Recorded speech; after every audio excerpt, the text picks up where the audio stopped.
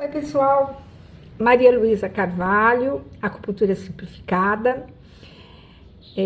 Nós vamos abordar hoje um tema bastante interessante para nós no que diz respeito a relacionamentos tóxicos. E existe ponto de acupuntura para isso?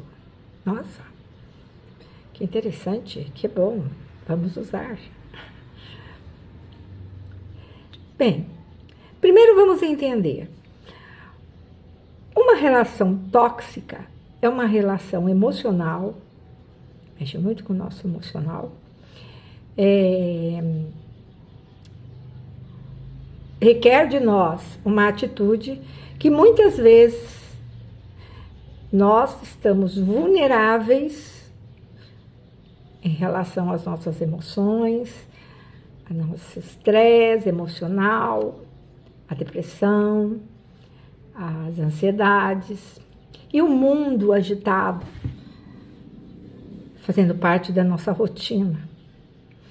E vários pacientes que eu tratei com essa síndrome emocional desequilibrada,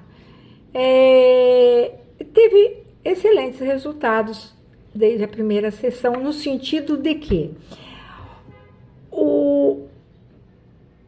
a atitude em relação àquilo que a pessoa já determinou que é tóxica. Uma relação aonde, em geral, a pessoa já sabe que é uma relação que não vinga. E daí o questionamento é, em acupuntura, tem pontos para resolver a atitude de uma pessoa mediante a outra nessa toxicidade? O que seria ideal as pessoas fazerem? Em geral, eu acho que o ideal e prudente é as pessoas sentarem e dialogarem com franqueza sobre os seus relacionamentos. Seja entre um casal, ou seja familiar. E ambos refletirem da forma mais pacífica a solução. Mas isso não ocorre.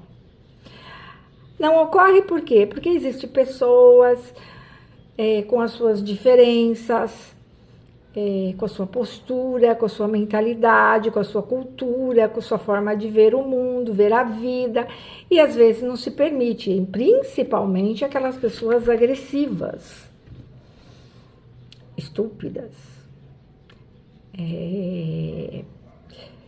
que não se cala, que tem dificuldade de se calar e reconhecer seus próprios erros para salvar-se as relações. Nem sempre é entre um casal, às vezes é entre família mesmo, mãe, filho, pai, filho, avós, tios e etc. É a convivência do dia a dia, é um desafio. A sabatina do amor é a convivência, né? Mas, pela minha experiência clínica, eu percebi que alguns pontos de acupuntura ajudam muito a pessoa a tomar a decisão que é necessário quando a outra parte não colabora e não tem mais diálogo, ou seja, fim da relação. E fim de qualquer relação é uma morte em vida, não é morte morrida. E é uma morte em vida aonde as pessoas terão que fazer o seu velório. E cada uma das pessoas vão fazer o seu velório de acordo com a sua carga emocional. Tem uns que se separam, no dia seguinte está tudo bem. Tem outros que levam anos, tem outros que nunca vão se conformar com algumas separações. E aí vem aquela atitude, às vezes, de vingança, aquele sentimento de frustração, de ira, de ódio, de inveja, de desapontamento, de raiva.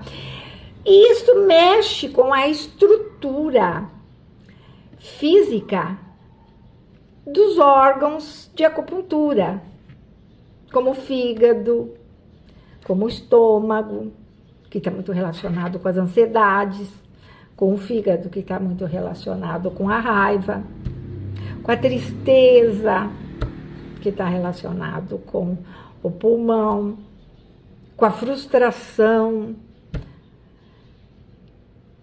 com o medo. Então, gente, acupunturistas e não acupunturistas. Os acupunturistas tem alguns pontos que eu uso e que dão bons resultados. Quem? O F3 e o vesícula biliar 34, junto com o pericárdio 6 e TA5, que eu faço transfixação, todos fazem transfixação, nem todos, né? Mas também posso se usar Stipper, Power Across e tal, né? E até eu deixo indicado para quem é acupunturista olhar no seu mapa e ver mais ou menos aonde fica a localização. Eu não tenho esse recurso aqui para ficar mostrando para vocês como tem em geral, mas eu dou uma indicação. Aqui, essa máquina aqui de internet, eu acho ótima, maravilhosa para um monte de coisa, mas eu ainda estou na fase de evolutiva, de ficar apertando esse botãozinho e passando os conhecimentos para vocês, por enquanto. Então, sim, e juntamente com esses pontos, o VG24 com o VG20 e bexiga 10, eu tenho tido excelentes resultados para não só esse tipo de sintoma, como para outros tipos de síndromes. Então, tá aí a dica para vocês em relação à manipulação desses pontos. E teve uma aluna que me perguntou, mas eu posso associar com o VG20 ou bexiga 8? Claro, pode, ajuda, potencializa. Sim, e o VG16 também, só que o VG16 vocês vão colocar a agulha e fazer a inclinação para baixo no sentido caudal, no sentido da coluna para baixo, mais superficial. É um ponto muito perigoso. Em acupuntura, se é um ponto que não mata, ele cura, e ele é muito bom. Depende da inclinação. São técnicas que a gente somente pode fazer quando temos aulas práticas, que está aí a dica. Façamos os nossos grupos para que possamos ter a inserção da prática disso, e eu explico e mostro para vocês a forma que nós punçamos, o tamanho da agulha, né? Para sentir o tequi e tudo mais, que é necessário no momento tão sagrado quanto na hora de você fazer a inserção no paciente com a agulha. Isso é uma dica. Agora, a parte psicológica, que muitas vezes alguns acupunturistas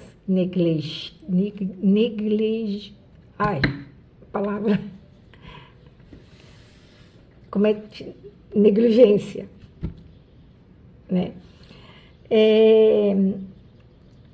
Negligenciam, agora acertei.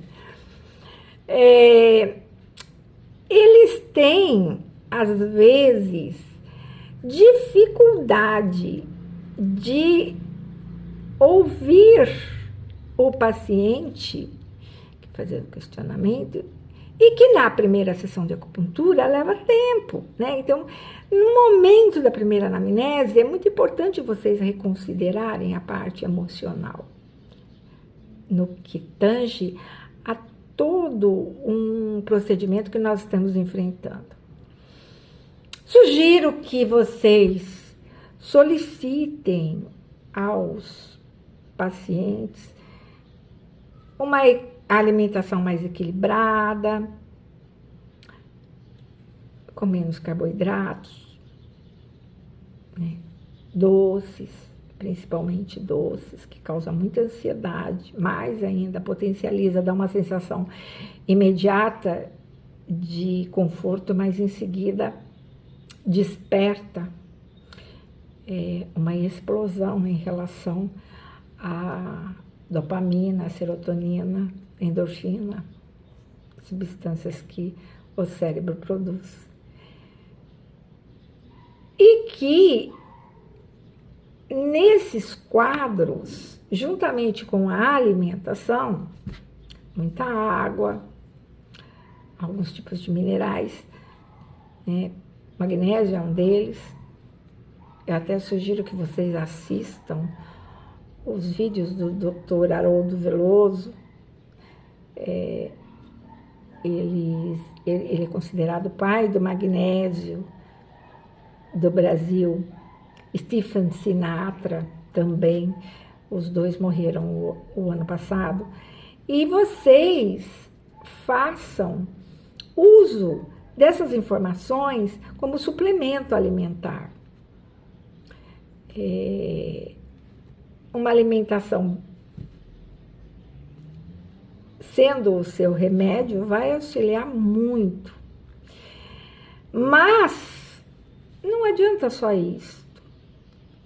É necessário que nós façamos até se esgotar a tentativa de recuperar esses enlaces que estão sendo rompidos em relação ao outro. Lembrando que existem 3 pilares importantes para qualquer tipo de relacionamento, seja afetivo, seja de negócios: respeito, solicitude e lealdade. O respeito quer dizer o seguinte: nós somos diferentes uns dos outros e não adianta cobrar do outro que seja igual a nós, que jamais será. Aí está o grande desafio, aí que está a grande diferença. O que a gente às vezes tem que procurar são companhias e parceiros que tenham compatibilidades, mas não igualdade, igual. Ninguém igual ao outro. A solicitude é você fazer aos demais aquilo que você está procurando fazer também. Não, vou fazer para o outro aquilo que o outro quer que eu faça. Não. Às vezes eu vou te servir pudim e você fala: não, eu não como doce, né? Um exemplo: eu vou te oferecer jiló, mas eu não gosto de jiló. Não, eu posso gostar e o outro não. Então eu vou te perguntar: você gosta disso? Então eu vou fazer para você aquilo que você gostaria. Quer dizer, a gente tem que ter esse discernimento para perceber. Isso é uma questão de maturidade, isso não ocorre com uma criança, né? Não ocorre com uma pessoa com demência, com um jovem na adolescência. Isso faz parte do crescimento. E a solicitude é algo que a gente tem que aprender desde criança, né? Assim, aos poucos. Olha, está fazendo para o outro aquilo que o outro não está gostando. Então, você está desrespeitando o outro, né? E a lealdade não é confiança, porque está na Bíblia. Ai do homem que confia no próprio homem. A gente deve confiar em Deus, arquiteto do universo. Mas ser leal com os nossos próximos, né? Quer dizer, se fôssemos leal, não haveria trapaças, não haveria nota promissória vencida, não haveria cheque elástico que vai e volta, não haveria cartão de crédito estourado, né?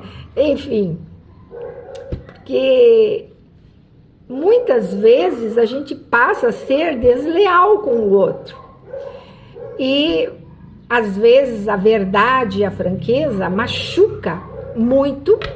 Quer dizer, em geral machuca, mas ela não vai gerar desconfiança. Ela não vai gerar o desapontamento. Então, a verdade sempre em primeiro lugar, ela vai libertar a pessoa.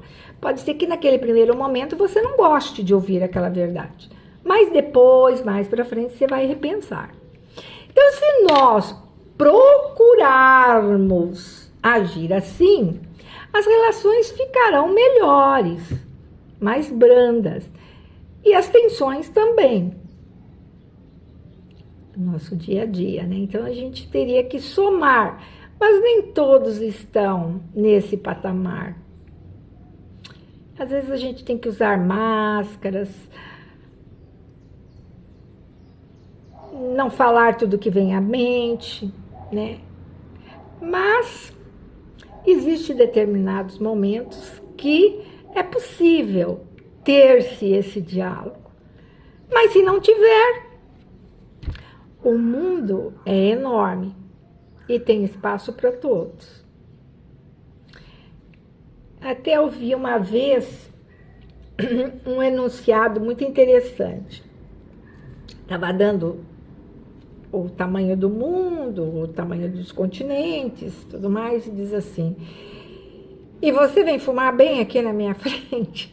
Quer dizer, uma imensidão enorme para você acender o seu cigarro, e você vai fazer isso com uma pessoa que não fuma para ser um codependente teu? Então, esse é o desrespeito, né, em relação a tudo. Nem todos estão nesse patamar de diálogo. Mas a dica é: tente. Tem que se tentar. Porque na violência só faz guerra, mortandade, ódio, vingança. Nos desapontamentos também. O muito que você tem a ganhar é uma amizade leal. É um companheirismo leal. E o muito que você tem a perder é a desconfiança. E nada resgata isso. E aí se entra no velório de defunto vivo. Muito obrigado por vocês ouvirem. Muito obrigado por nós repensarmos sobre as nossas ações. E vamos tocando a vida, repensando sobre os 2 mandamentos: amar e respeitar. Ok?